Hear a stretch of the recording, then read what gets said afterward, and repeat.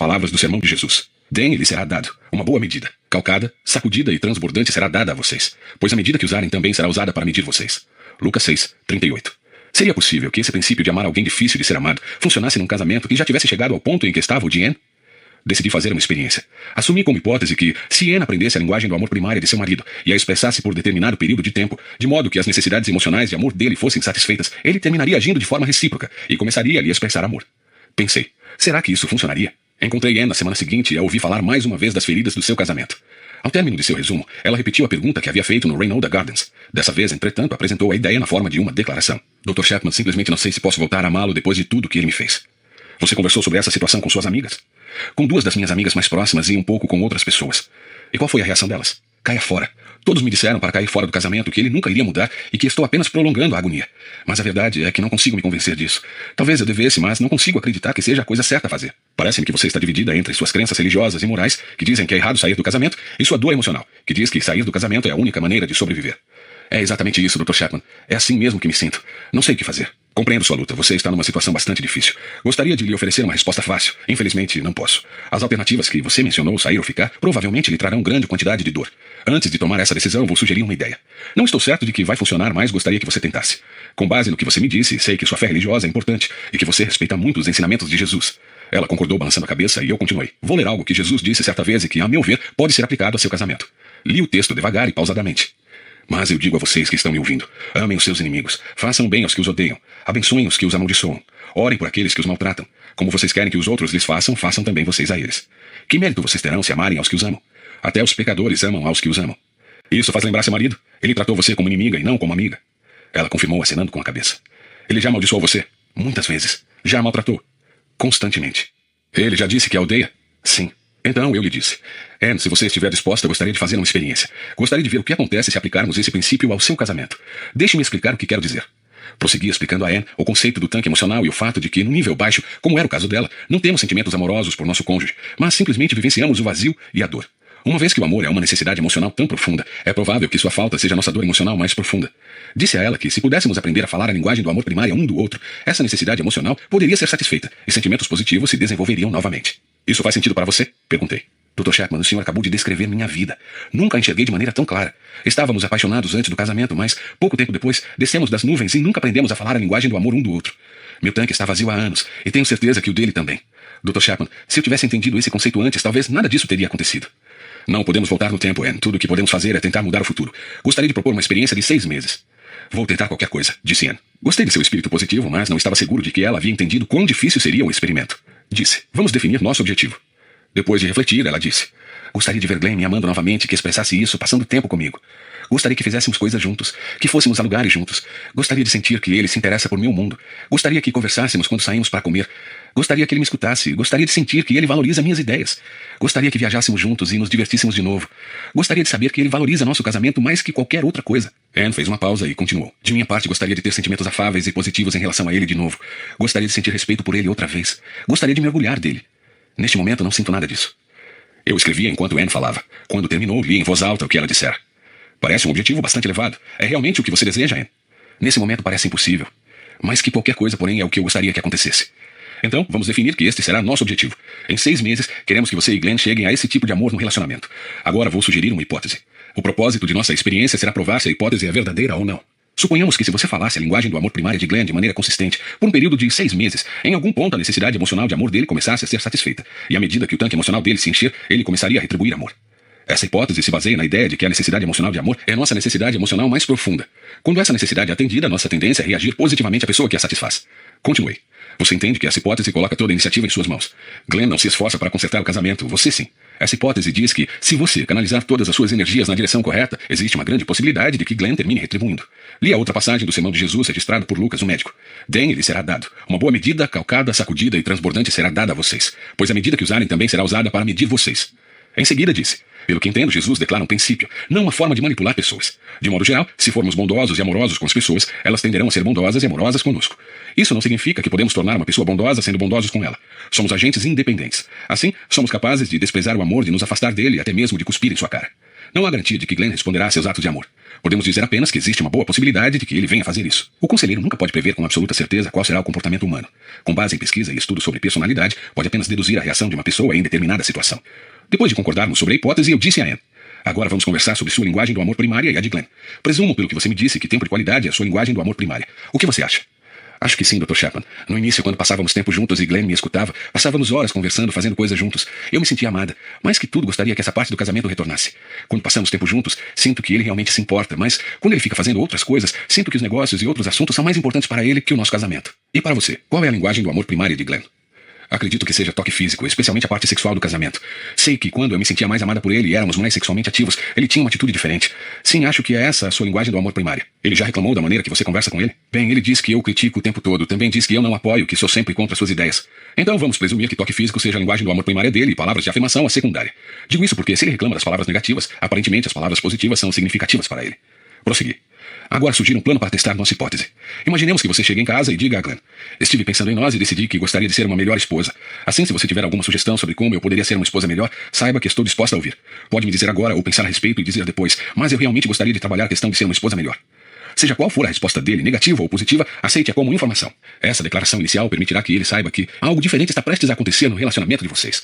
Então, com base em sua intuição de que a linguagem do amor primária dele é toque físico e de minha sugestão de que a secundária são palavras de afirmação, concentre sua atenção nessas duas áreas durante um mês. Anne me olhava atentamente enquanto eu falava. Se Glenn aparecer com alguma sugestão sobre como você pode ser uma esposa melhor, aceite-a e introduza a ideia em seu plano.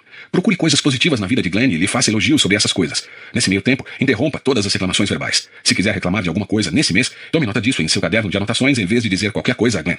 Prossegui. Comece a tomar mais iniciativa no toque físico e no envolvimento sexual. Surpreenda-o sendo mais direta e não apenas respondendo aos avanços dele.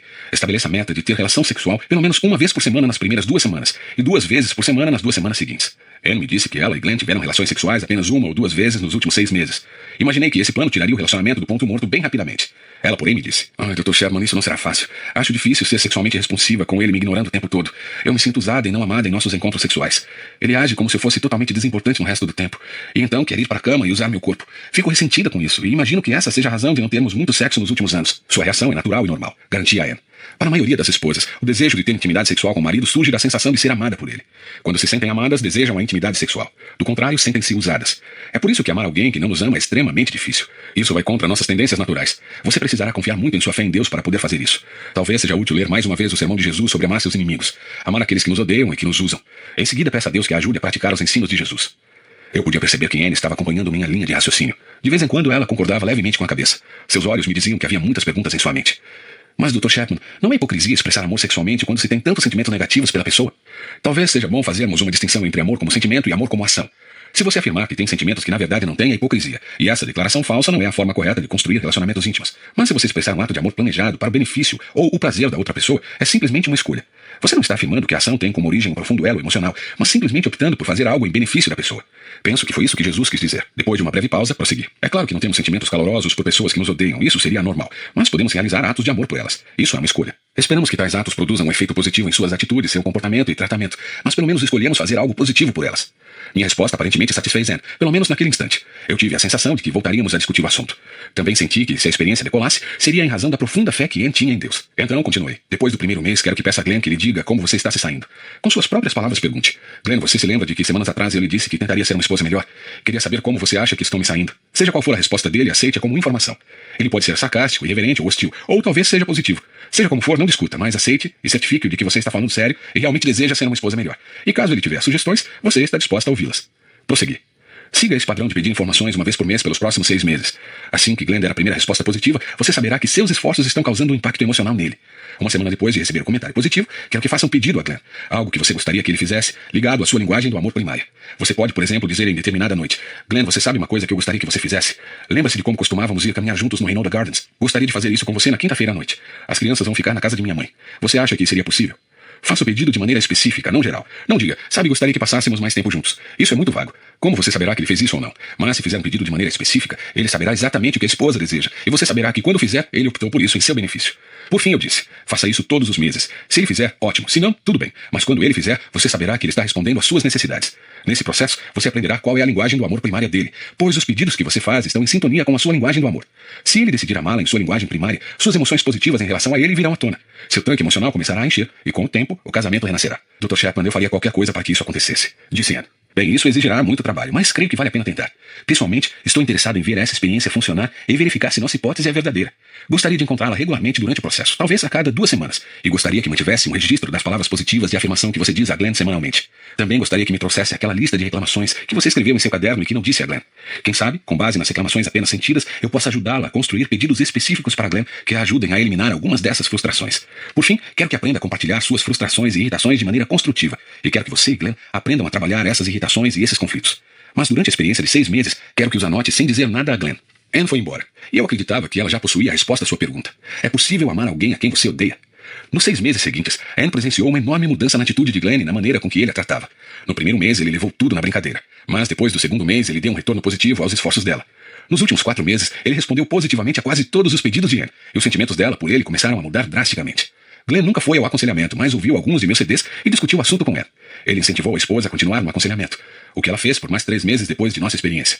Até hoje, Glenn jura a seus amigos que eu sou um milagreiro. Sei que, na verdade, o amor é que faz milagres. Talvez você precise de um milagre em seu casamento. Por que não tenta colocar em prática a mesma experiência de Anne? Diga a seu cônjuge que tem pensado no casamento de vocês e decidiu que gostaria de fazer um trabalho melhor para satisfazer as necessidades dele. Peça sugestões de como melhorar. As sugestões serão uma indicação de qual é a linguagem do amor primária dele. Se ele não fizer nenhuma sugestão, descubra a linguagem do amor com base nas reclamações feitas no decorrer dos anos. Então, por 6 meses, concentre sua atenção naquela linguagem do amor. No final de cada mês, peça ao cônjuge que comente como você está se saindo e peça sugestões adicionais. Sempre que seu cônjuge indicar melhorias, espere uma semana e então faça um pedido específico. O pedido deve ser algo que você realmente gostaria que ele fizesse por você. Se ele decidir fazê-lo, você saberá que ele está respondendo às suas necessidades. Se ele não honrar o pedido, continue a amá-lo. Talvez no mês seguinte ele responda positivamente. Se o cônjuge começar a falar sua linguagem do amor, respondendo a seus pedidos, então suas emoções positivas em relação a ele retornarão, e com o tempo o casamento renascerá. Não posso garantir os resultados, mas inúmeras pessoas a quem aconselhei experimentaram o milagre do amor. Sua vez. Se seu casamento enfrenta o sério problema discutido neste capítulo, você precisa firmar o forte compromisso de submeter-se ao experimento apresentado a seguir. Você se arriscará a sofrer mais dor e rejeição, mas também deve se preparar para recuperar um casamento saudável e prazeroso. Avalie o custo. Vale a pena tentar. 1. Pergunte como você pode ser um cônjuge melhor. E, independentemente da atitude do outro, haja de acordo com o que ele, ela, lhe diz. Continue a buscar mais informações e a consentir com esses desejos com sinceridade e boa vontade. Garanta a seu cônjuge que sua motivação é pura. 2.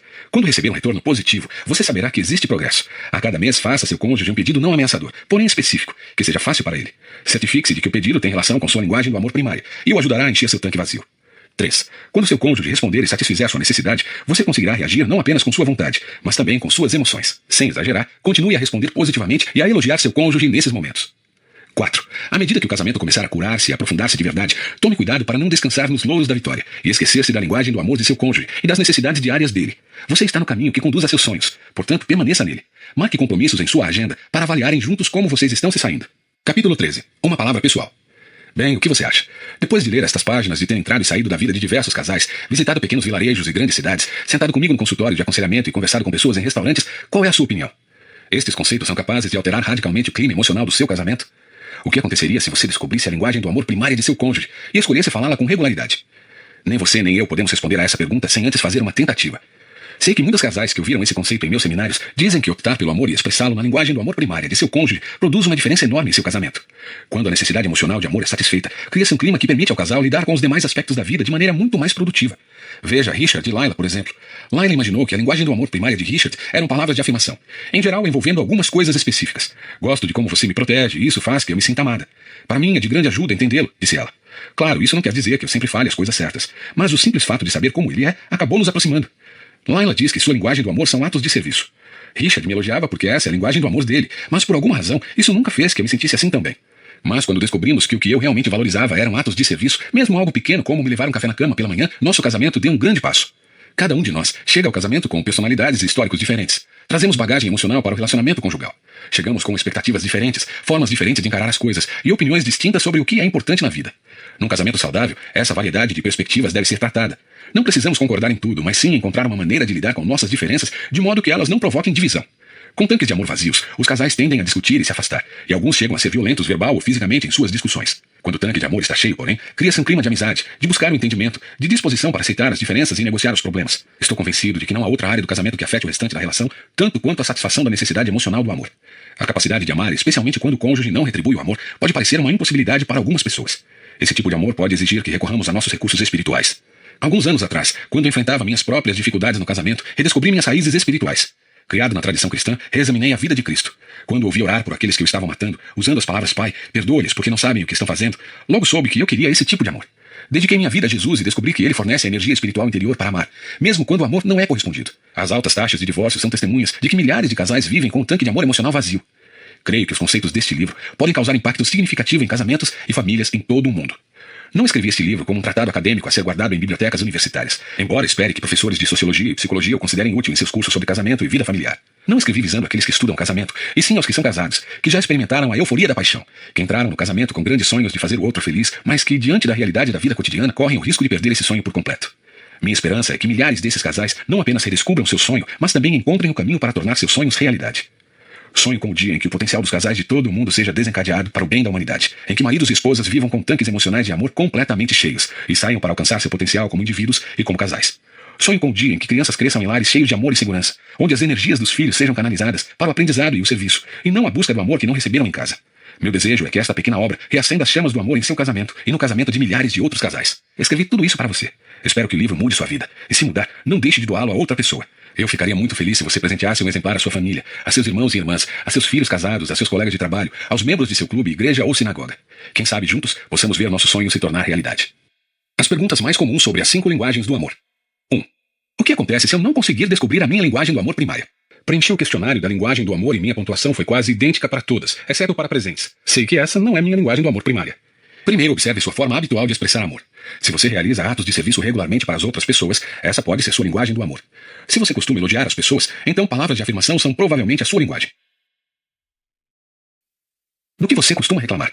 Ao dizer a seu cônjuge, acho que você jamais me tocaria se eu não tomasse a iniciativa, você está revelando que toque físico é sua linguagem do amor. Quando seu cônjuge viaja a trabalho e você diz, você não me trouxe nada, mostra que presentes são sua linguagem do amor. A declaração, nós nunca passamos tempo juntos, indica que sua linguagem do amor é tempo de qualidade. Suas reclamações revelam seus desejos interiores. Se tiver dificuldade para lembrar-se do que mais reclama, sugiro que pergunte a seu cônjuge. Existe uma grande chance de que ele saiba.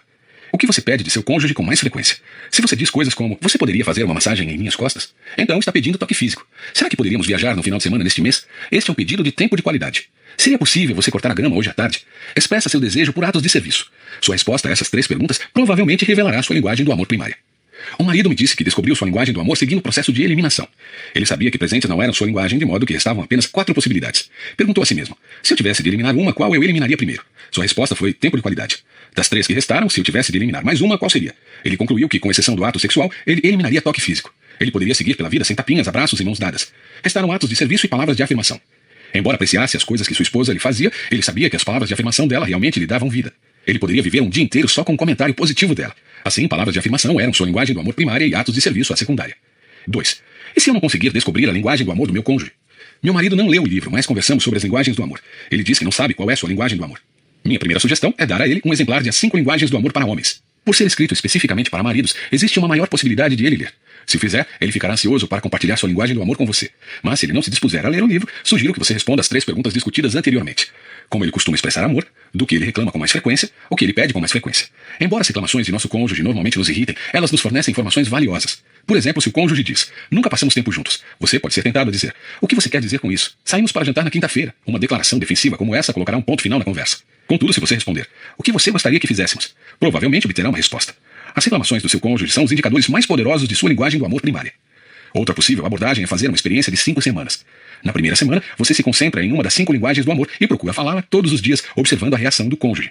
No sábado e no domingo, descanse. Na segunda semana, de segunda a sexta, você se concentra em outra linguagem do amor e prossegue com uma linguagem diferente em cada uma das semanas. Na semana em que estiver falando a linguagem do amor primária de seu cônjuge, você provavelmente perceberá uma diferença no semblante dele e na maneira que ele lhe responde. Logo ficará evidente que aquela é a linguagem do amor primária dele. 3. A linguagem do amor muda à medida que envelhecemos. Acredito que nossa linguagem do amor primária tende a permanecer conosco a vida toda. É como muitos outros traços de personalidade que desenvolvemos no início da vida e que permanecem consistentes ao longo dele. Uma pessoa altamente organizada, por exemplo, era organizada na infância. Uma pessoa mais pacata e relaxada já devia apresentar essa característica quando pequena. Isso é verdadeiro para diversos traços de personalidade. Contudo, existem certas situações na vida que tornam as outras linguagens do amor extremamente atraentes. Por exemplo, sua linguagem do amor primária podem ser palavras de afirmação, mas se você é mãe de 3 filhos em idade pré-escolar, então a linguagem atos de serviço por parte de seu marido será extremamente atraente. Se ele lhe der apenas palavras de afirmação e não oferecer ajuda com as responsabilidades da casa, você pode começar a pensar coisas como estou cansada de ouvi-lo dizer que me ama e nunca levantar uma mão para me ajudar. Para aquele período, pode parecer que atos de serviço se tornaram a linguagem do amor primária. No entanto, se as palavras de afirmação cessarem, você rapidamente saberá que essa continua a ser a linguagem do amor primária dele. Se você vivenciar a morte de um parente ou amigo próximo, ainda que toque físico não seja sua linguagem do amor primária, um longo abraço de seu cônjuge pode ser a coisa mais significativa naquele momento. Existe algo no ato de ser segurado em meio ao nosso luto que comunica que somos amados. Embora toque físico não seja sua linguagem do amor primária, ela é extremamente significativa em ocasiões como essas. 4. O conceito das 5 linguagens do amor funciona com crianças? Certamente que sim. Gosto de imaginar que dentro de cada criança existe um tanque de amor emocional. Se a criança se sentir amada por seus pais, crescerá normalmente. Mas se o tanque de amor estiver vazio e a criança não se sentir amada, ela crescerá com muitas lutas interiores e durante a adolescência procurará por amor nos lugares errados. É extremamente importante que os pais aprendam a amar seus filhos com eficiência. Algum tempo atrás, o psiquiatra Ross Campbell e eu escrevemos o livro As 5 Linguagens do Amor das Crianças. Foi escrito para pais e planejado para ajudá-los a descobrir a linguagem do amor primária do filho. A obra também discute como relacionar a linguagem do amor com a raiva, o aprendizado e a disciplina infantil. Um dos pontos destacados no livro é que as crianças precisam aprender a receber e a dar amor em todas as 5 linguagens. Isso produz um adulto emocionalmente sadio. Assim, pais são encorajados a conceder grandes doses da linguagem do amor primária da criança, e então dar doses menores das outras 4. Quando a criança recebe amor em todas as 5 linguagens, ela aprende a amar em todas elas. 5. A linguagem do amor da criança muda quando ela chega à adolescência? Certo pai me disse: li seu livro As 5 Linguagens do Amor das Crianças. Ele nos ajudou muito a criar nossos filhos. Hoje em dia, porém, nosso filho já é adolescente. Fazemos as mesmas coisas de sempre, mas parece que não está mais funcionando. Será que a linguagem do amor dele mudou? Não creio que a linguagem do amor de uma criança mude aos 13 anos. É preciso, no entanto, aprender novas maneiras de falar a linguagem do amor primária da criança. Praticamente tudo que foi feito no passado será considerado infantil pelo adolescente, e ele desejará se afastar daquilo. Se a linguagem do amor do adolescente for toque físico e você ficar abraçando-o e beijando-o no rosto, o adolescente pode muito bem empurrá-lo para longe e dizer: me deixe em paz. Isso não significa que ele não precisa de toque físico. Significa que ele considera esses toques em particular algo infantil. Você agora precisa falar toque físico em dialetos mais adultos, como um cutucão com o cotovelo, uma pancada leve no ombro, um tapinha nas costas ou brincar de luta com ele no tapete da sala. Esses toques comunicarão seu amor. A pior coisa a fazer a um adolescente cuja linguagem é toque físico é afastar-se quando ele disser não me toque. No meu livro As 5 Linguagens do Amor dos Adolescentes, escrito para pais, também discuto o desejo de liberdade do adolescente e a necessidade de fazer a conexão entre liberdade avançada e responsabilidade avançada. À medida que os adolescentes ficam mais velhos, tornam-se mais capazes. Por isso, precisam de mais responsabilidades. Quando essas responsabilidades estão ligadas a uma liberdade maior, o adolescente é motivado a tornar-se um jovem responsável. Se, por exemplo, você permitir que seu filho dirija o automóvel da família, contanto que ele tenha idade legal para isso, essa liberdade deve ser acompanhada de uma responsabilidade, como lavar o carro todos os sábados até o meio-dia. Se ele deixar de cumprir essa responsabilidade, deve haver consequências específicas já determinadas, como perder o privilégio de dirigir por 2 dias. Se o pai aplicar as consequências de maneira consistente, o adolescente terá um carro extremamente limpo e aprenderá que liberdade e responsabilidade são lados opostos da mesma moeda. 6. O que fazer se a linguagem do amor primária de seu cônjuge for algo difícil para você? Não cresci numa família muito afeita a toques, e agora descobri que a linguagem do amor primária de meu cônjuge é toque físico. Tenho muita dificuldade de iniciar o toque físico. A boa notícia é que todas as 5 linguagens do amor podem ser aprendidas. É verdade que a maioria de nós cresceu falando apenas uma ou 2 dessas linguagens. Elas surgem naturalmente e é relativamente fácil falá-las. As outras devem ser aprendidas. Como em toda situação de aprendizado, pequenos passos geram grandes ganhos. Se a linguagem de seu cônjuge é toque físico e você não é afeito a toques, comece com coisas pequenas como colocar a mão no ombro do cônjuge enquanto põe café na xícara dele ou dar um tapinha amoroso no ombro dele ao passar por perto. Esses pequenos toques começarão a derrubar a barreira. Depois a próxima será mais fácil e você pode se tornar fluente na linguagem do toque físico. O mesmo é verdadeiro com outras linguagens. Se você não é uma pessoa de palavras de afirmação e descobrir que essa é a linguagem de seu cônjuge como indicado no livro, é possível fazer uma lista de declarações que você ouve de outras pessoas ou lê em revistas e livros. Coloque-se diante do espelho e leia a lista até sentir-se confortável em ouvir sua voz dizendo essas palavras. Então escolha uma das declarações, caminhe pela sala e diga a seu cônjuge. As coisas ficarão mais fáceis a cada elogio. Não apenas seu cônjuge se sentirá bem com a mudança de comportamento, como você também se sentirá bem consigo mesmo, pois sabe que expressa amor com eficácia. 7. Há linguagens mais próprias de homens ou de mulheres? Não fiz uma pesquisa para saber se as linguagens do amor possuem ligação com o gênero. É possível que mais homens tenham toque físico e palavras de afirmação como linguagens do amor, e mais mulheres apresentem tempo de qualidade e presentes. Mas não sei se isso é verdadeiro. Prefiro lidar com as linguagens do amor como neutras em relação ao gênero. O que sei de fato é que qualquer uma dessas linguagens pode ser a linguagem do amor primária tanto do homem quanto da mulher. O importante no casamento é descobrir a linguagem do amor primária e secundária do cônjuge e falar essa linguagem com regularidade. Se agir assim, você criará um clima emocional sadio para o crescimento conjugal. 8. Como você descobriu as 5 linguagens do amor? Linguagens do amor. No livro relato alguns de meus encontros com casais ao longo dos anos que me fizeram perceber que aquilo que faz alguém se sentir amado não necessariamente exerce o mesmo poder sobre outra pessoa. Durante muitos anos, ajudo casais no consultório de aconselhamento a descobrir o que seu cônjuge deseja para sentir-se amado. Por fim, comecei a enxergar um padrão em suas respostas. Diante disso, decidi ler minhas anotações feitas em mais de 12 anos de aconselhamento a casais e perguntei a mim mesmo. Quando uma pessoa se sentava em meu gabinete e dizia: tenho a sensação de que meu cônjuge não me ama, o que ela queria? As respostas se encaixavam em 5 categorias. Mais tarde, chamei essas categorias de 5 linguagens do amor. Em seguida, comecei a compartilhar essas linguagens em oficinas e em grupos de estudo. Toda vez que eu compartilhava o conceito das 5 linguagens, acendiam-se as luzes dos casais e eles percebiam a razão de não entenderem o outro emocionalmente. Quando descobriam e começavam a falar a linguagem do amor primário do cônjuge, havia uma mudança enorme no clima emocional do casamento. Decidi, portanto, escrever um livro no qual compartilharia o conceito, na esperança de influenciar milhares de casais com quem nunca teria a oportunidade de me encontrar pessoalmente. Agora que o livro vendeu mais de 5 milhões de exemplares em inglês e foi traduzido para 38 idiomas ao redor do mundo, sinto que meus esforços foram mais que recompensados. 9. as linguagens do amor funcionam em outras culturas? Por ter formação acadêmica em antropologia, essa foi minha pergunta quando uma editora de língua espanhola pediu permissão para traduzir e publicar um livro em espanhol. No início eu disse, não sei se funciona em espanhol. Descobri esse conceito num contexto anglo-saxônico. A editora disse, lemos o livro e ele funciona em espanhol. Assim, fiquei feliz em saber que a obra seria traduzida e publicada nessa língua. Em seguida vieram as edições em francês, alemão, holandês, etc. Em praticamente qualquer cultura, o livro se tornou o best-seller da editora que o lançou. Isso me faz crer que essas 5 maneiras fundamentais de expressar amor são universais. Contudo, os dialetos nos quais essas linguagens são faladas diferem de uma cultura para outra. Os tipos de toque, por exemplo, que são apropriados numa cultura podem não ser adequados em outra. Os atos de serviço falados numa cultura podem não ser falados em outra. Mas feitas essas adaptações culturais, o conceito das 5 linguagens do amor causa impacto profundo nos casais daquela cultura. 10. Por que, em sua opinião, as 5 linguagens do amor fez tanto sucesso? Creio que nossa necessidade emocional mais profunda é de nos sentirmos amados. Para os casados, a pessoa que mais desejamos que nos ame é nosso cônjuge. Se nos sentirmos amados por nosso cônjuge, o mundo inteiro brilha e a vida é maravilhosa. Por outro lado, se nos sentirmos rejeitados ou ignorados, o mundo parece escuro e sombrio. A maioria das pessoas se casou quando ainda tinha os eufóricos sentimentos da paixão. Quando esses sentimentos se evaporam em algum momento após a cerimônia matrimonial e as divergências começam a aparecer, instala-se o conflito. Sem nenhum plano positivo para resolver as discussões, começam a fazer duras críticas um ao outro. Essas palavras ásperas geram sentimentos de dor, decepção e raiva. Além de não se sentirem amadas, começam a ressentir-se um do outro.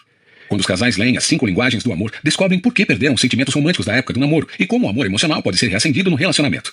Assim que começam a falar a linguagem do amor primária um do outro, eles se surpreendem ao ver como rapidamente suas emoções se tornam positivas. Com o tanque de amor cheio, podem agora processar seus conflitos de maneira muito mais positiva, bem como encontrar soluções praticáveis. O renascimento do amor emocional gera um clima emocional positivo entre o casal, e eles aprendem a trabalhar juntos como uma equipe, encorajando, apoiando e ajudando um ao outro a alcançar objetivos importantes. Uma vez que isso acontece, há o desejo de compartilhar a mensagem das 5 linguagens do amor com todos os seus amigos. A cada ano, desde a primeira publicação, as 5 linguagens do amor vendem mais que no ano anterior. Creio que o sucesso do livro pode ser atribuído aos casais que o leram, aprenderam a falar a linguagem um do outro e o recomendaram a seus amigos. 11. O que devo fazer se eu falar a linguagem do amor de meu cônjuge, mas ele não corresponder? Meu marido não queria ler o livro, por isso decidi falar sua linguagem do amor e ver o que aconteceria. Não aconteceu nada. Ele nem sequer se deu conta de que eu estava fazendo alguma coisa diferente. Por quanto tempo devo continuar a falar a linguagem do amor dele quando não há resposta? Sei quão desanimadora pode ser a sensação de investir no casamento e não receber nada em troca. Existem 2 possibilidades para o fato de seu marido não estar respondendo. A primeira e mais provável é que você está falando a linguagem do amor errada. As esposas costumam presumir que a linguagem do marido é toque físico. Assim fazem mudanças significativas na maneira de responder aos desejos sexuais dele. É comum elas passarem a tomar a iniciativa na relação sexual. A esposa tenta sinceramente falar a linguagem do amor do marido. Quando ele não reconhece seus esforços, ela desanima. Na realidade, a linguagem do amor primária dele podem ser palavras de afirmação. Uma vez que ela não percebe amor da parte dele, ela pode se tornar verbalmente crítica. As palavras ditas por ela são como adagas no coração do marido, de modo que ele se afasta. O único prazer que lhe resta no casamento são aqueles momentos de intimidade sexual. Mas eles não são suficientes para aliviar o senso emocional de rejeição causado pelas palavras críticas dela. Ele sofre em silêncio, enquanto ela se frustra com o fato de seus esforços para melhorar o casamento não serem bem-sucedidos. O problema não é a sinceridade dela. O problema é que ela está falando a linguagem do amor errada. Por outro lado, presumindo que você esteja falando a linguagem do amor primária de seu cônjuge, existe outra razão de ele não estar respondendo positivamente. Se o marido já está envolvido em outro relacionamento romântico, seja emocional, seja sexual, é comum presumir que os esforços chegaram tarde demais. Talvez o cônjuge presuma que seus esforços são temporários e insinceros e que você procura simplesmente manipulá-lo para que ele permaneça no casamento. Mesmo que seu cônjuge não esteja envolvido com outra pessoa, se o relacionamento tem sido hostil por um longo período de tempo, ele ainda pode encarar seus esforços como mera manipulação. Nessa circunstância, a tentação é desistir e parar de falar a linguagem do amor do cônjuge, porque isso não vem fazendo a menor diferença. A pior coisa a fazer é ceder a essa tentação. Se você desistir, a conclusão de seu cônjuge de que seus esforços tinham o único propósito de manipulá-lo será confirmada. O melhor método consiste em continuar a falar a linguagem do amor do cônjuge com regularidade, não importa como ele o trate. Estabeleça um objetivo de 6 meses, 9 meses ou 1 ano. Sua atitude precisa ser: seja qual for a reação de meu cônjuge, vou amá-lo em sua linguagem do amor o tempo todo. Se ele se afastar de mim, estará se afastando de alguém que o ama incondicionalmente. Essa atitude mantém você no caminho positivo, mesmo nos momentos de desânimo. Não há nada mais poderoso que amar seu cônjuge, mesmo quando ele não responde positivamente. Seja qual for a resposta final de seu cônjuge, você terá a satisfação de saber que fez tudo a seu alcance para restaurar o casamento. Se por fim ele decidir responder a seu amor, você terá demonstrado a si mesmo o poder do amor incondicional e colherá os benefícios do renascimento do amor mútuo. 12. O amor pode renascer depois da infidelidade sexual? Nada é mais devastador para a intimidade conjugal do que a infidelidade sexual.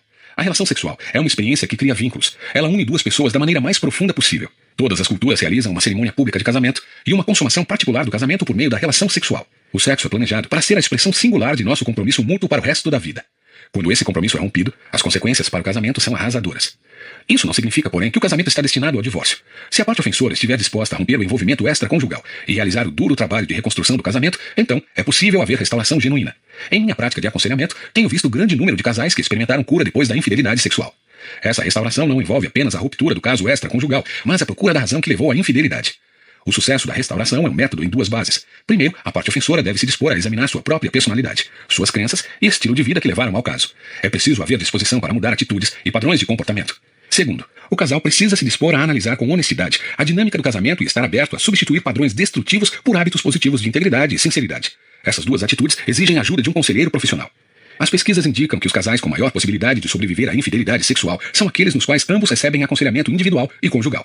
Entender as 5 linguagens do amor e optar por falar a linguagem do outro é uma atitude que pode ajudar a instituir um clima emocional no qual o árduo trabalho de restauração do casamento possa ser bem sucedido. 13. O que fazer quando o cônjuge se recusa a falar sua linguagem do amor, mesmo sabendo qual é ela? Nós dois lemos as 5 linguagens do amor, preenchemos o questionário e discutimos nossas linguagens do amor primárias. Isso aconteceu 2 meses atrás. Minha esposa sabe que minha linguagem do amor são palavras de afirmação. Contudo, em 2 meses, ainda não a ouvi dizer nada de positivo. A linguagem dela são atos de serviço. Comecei a fazer vários serviços domésticos que ela me pediu. Acho que ela gosta do que eu faço, mas ela nunca me diz. Deixe-me dizer primeiro que não podemos fazer nosso cônjuge falar nossa linguagem do amor. O amor é uma escolha. Podemos pedir amor, mas não exigi-lo. Dito isso, sugiro algumas possíveis razões de sua esposa não estar falando sua linguagem do amor. Ela pode ter crescido num lar onde recebia poucas palavras positivas. Seus pais talvez a criticassem muito. Assim ela não tem um modelo positivo de palavras de afirmação a seguir. Quem sabe seja muito difícil para ela falar essas palavras. Isso exigirá esforço da parte dela e paciência de sua parte, à medida que ela aprende a falar uma linguagem que lhe é estranha. Uma segunda razão possível para ela não falar sua linguagem do amor é o medo de que, ao dizer palavras de afirmação por causa de algumas poucas mudanças, você se tornará complacente e não realizará as mudanças maiores que ela espera. É a ideia equivocada de que se eu recompensar a mediocridade, reduzirei as aspirações da pessoa para melhorar. Esse é um mito bastante comum e que impede os pais de elogiarem seus filhos. Obviamente não é verdade. Se a linguagem do amor primária de uma pessoa são palavras de afirmação, esses elogios desafiam a pessoa a alcançar maiores níveis de realização. Minha sugestão é que você inicie o jogo da verificação do tanque apresentado neste livro. Pergunte a ela, numa escala de 0 a 10, quão cheio está o seu tanque de amor? Se ela responder qualquer coisa abaixo de 10, pergunte o que eu poderia fazer para ajudar a enchê-lo. Seja o que for dito, realize com o máximo de empenho. Se você fizer isso uma vez por semana durante um mês, é bem provável que ela comece a perguntar quão cheio está o seu tanque, e você poderá fazer pedidos a ela. Essa é uma maneira divertida de ensinar o cônjuge a falar sua linguagem do amor. 14. Existe possibilidade de um amor emocional retornar quando ele se foi há mais de 30 anos? Não somos inimigos, não brigamos, simplesmente vivemos na mesma casa como se fôssemos colegas de quarto. Responderei a essa pergunta com uma história verdadeira. Um casal me procurou em um dos meus seminários. O marido disse: queremos agradecer ao Senhor por trazer nova vida ao nosso casamento. Estamos casados há 30 anos, mas as 2 últimas décadas foram extremamente vazias. Se você quer saber quão ruim estava nosso casamento, digo que não tiramos férias juntos há 20 anos. Simplesmente vivemos na mesma casa, tentamos ser civilizados e isso é tudo. Ele prosseguiu. 1 ano atrás compartilhei minha luta com um amigo. Ele foi até a casa dele, voltou com um exemplar de As 5 Linguagens do Amor e me disse: leia isto, vai ajudá-lo. A última coisa que eu queria fazer era ler outro livro, mas li mesmo assim. Fui para casa naquela noite e li o livro inteiro. Terminei por volta das 3 da manhã e a cada capítulo uma luz se acendia. Percebi que com o passar dos anos havíamos deixado de falar a linguagem do amor um do outro. Dei o livro à minha esposa e perguntei se ela poderia ler e me dizer o que achava daquilo tudo. 2 semanas depois ela disse: eu li o livro. Perguntei: o que achou dele? Acho que se tivéssemos lido esse livro 30 anos atrás, nosso casamento seria bem diferente, respondeu ela. Então eu lhe disse: foi a mesma coisa que pensei. Você acha que fará alguma diferença se tentarmos agora? Ela respondeu: não temos nada a perder. Perguntei: isso significa que você está disposta a tentar? Ela respondeu: sim, com certeza tentarei. Conversamos sobre a linguagem do amor primária de cada um e concordamos que tentaríamos falar essa linguagem pelo menos uma vez por semana e ver o que aconteceria. Se alguém me dissesse que em 2 meses eu teria sentimentos amorosos por ela de novo, não acreditaria. Mas foi o que aconteceu. Então a esposa disse: se alguém me dissesse que eu voltaria a ter sentimentos amorosos por ele de novo, eu teria dito: de jeito nenhum, já aconteceu muita coisa. Este ano tiramos férias juntos pela primeira vez em 20 anos e passamos momentos maravilhosos. Dirigimos por mais de 600 quilômetros para vir a seu seminário e gostamos muito de estar aqui juntos. Estou triste por termos desperdiçado tantos anos apenas vivendo na mesma casa, quando poderíamos ter tido um relacionamento de amor. Obrigado por seu livro. Emocionado, respondi. Obrigado por me contarem sua história. Acho que ela é muito encorajadora. Espero que vocês façam que os próximos 20 anos sejam tão empolgantes que os últimos 20 sejam apenas uma vaga lembrança. Os dois disseram ao mesmo tempo: é isso que pretendemos fazer. O amor emocional pode renascer num casamento mesmo depois de 30 anos? Sim, contanto que os dois estejam dispostos a falar a linguagem do amor um do outro. 15. Sou solteiro. Como o conceito da linguagem do amor se aplica a mim? Durante todos esses anos, muitos adultos solteiros me disseram: sei que você escreveu seu livro originalmente para pessoas casadas. Contudo, eu o li e o conceito me ajudou em todos os meus relacionamentos. Por que você não escreve um livro sobre as 5 linguagens do amor para solteiros? Eu aceitei a sugestão. O nome do livro é As 5 Linguagens do Amor para Solteiros. No livro, procuro ajudar adultos solteiros a aplicar o conceito das linguagens do amor em todos os seus relacionamentos. Começo ajudando-os a entender por que se sentiram amados ou não durante a infância. Um jovem que está na prisão me disse: obrigado por compartilhar as 5 linguagens do amor. Pela primeira vez na vida, finalmente entendi que minha mãe me ama. Percebi que minha linguagem do amor é toque físico, mas minha mãe nunca me abraçou. Na verdade, o primeiro abraço que me lembro de ter recebido de minha mãe foi no dia em que fui levado para a prisão. Mas percebi que ela falava atos de serviço com muita intensidade. Ela trabalhava duro para nos prover comida, roupas e um lugar para viver. Sei agora que ela me amava. Ela simplesmente não estava falando a minha linguagem. Mas agora entendo de verdade o amor dela. Também ajudo solteiros a aplicar o conceito das linguagens do amor no relacionamento com seus irmãos, no trabalho e nos relacionamentos amorosos. Estou muito animado com a reação dos adultos solteiros. Se você for solteiro, espero que venha descobrir o que os outros têm descoberto. Expressar amor na linguagem do amor primária de uma pessoa melhora qualquer relacionamento.